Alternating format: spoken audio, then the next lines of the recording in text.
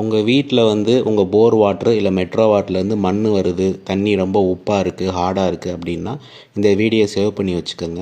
இன்றைக்கி இன்ஸ்டாலேஷன் பார்த்தீங்கன்னா சென்னையில் வந்து ஒரு அப்பார்ட்மெண்ட்டில் வந்து 6 வீடு உள்ள அப்பார்ட்மெண்ட். ஸோ இதுக்கு வந்து நம்ம 4 ஃபில்டர் 2 கண்டிஷனர் போட்டிருக்கோம். ஸோ ஃபில்டரோட பர்பஸ் சொல்லிடுறேன். ஃபில்டரில் இந்த பர்பஸ் வந்து போர் வாட்டர் இல்லை மெட்ரோ வாட்ரு, அதில் வந்து டஸ்ட்டு வந்து டேங்குக்கு போகாமல் பார்த்துக்குறோம். இதில் கலரு ஸ்மெல்லு எதுவுமே மாறாது. ஃபில்டரை மட்டும் மந்த்லி ஒன்ஸ் எடுத்து வாஷ் பண்ணி போட்டால் போதும். அதுக்கப்புறம் கண்டிஷ்னர் வந்து பார்த்தீங்கன்னா டிடிஎஸோட சைடு எஃபெக்டை குறைக்கும்.